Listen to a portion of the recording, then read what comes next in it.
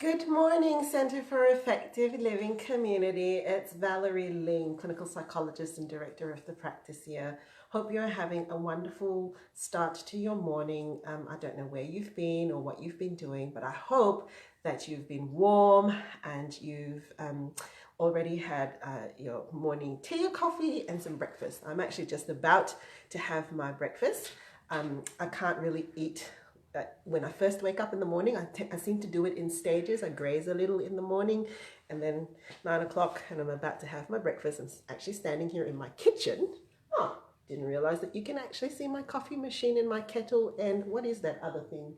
Oh, I call that my magic pot. It's like this big thermos thing that keeps your food cooking even while you're away. It saves electricity. Better for the environment. Anyways, I wanted to hop on and just to touch base with everybody. I used to do this every day for 3 months, and it feels weird now that I'm not doing that. So how's everybody going at school holidays in New South Wales? And I just wanted to talk to you about circuit breaking. Yesterday on my personal page, Valerie Ling, which you can check out as well, I talked about being in a headspace where you ever get to that point where you're just rehearsing conversations and sort of thinking, oh, I shouldn't have said this, or I should have said that, or why did I say that? I wonder what they thought of me. There is actually a kind of an anxiety disorder where that is probably the vast majority of the kind of thoughts that go through our head. It interferes with our sleep. It really causes us to avoid certain situations because we're quite concerned that what we might say might be judged or viewed in a negative light. But I talked about circuit breaking yesterday, and I thought this was another example this morning of a circuit breaker for me.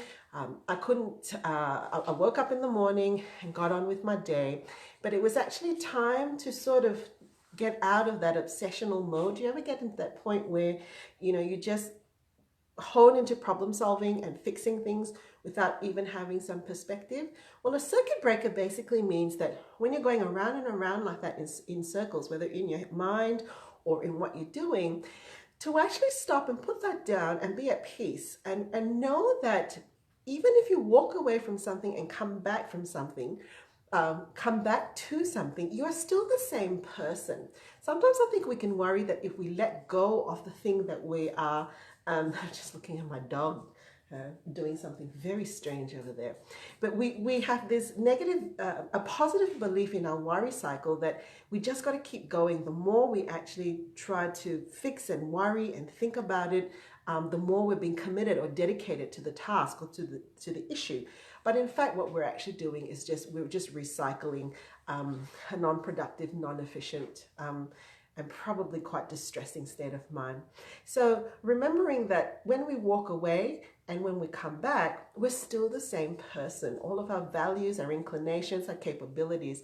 The problem might not yet have changed, but we might come back with a refreshed perspective, particularly if you walk away and you do something that feeds yourself, takes care of yourself, or you get in touch with a hobby or an activity that brings you pleasure or a sense of achievement or accomplishment.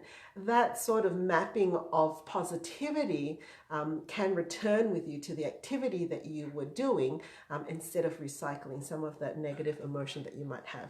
So for now, I will bid thee goodbye, farewell, and make sure that my dog is actually going to be okay.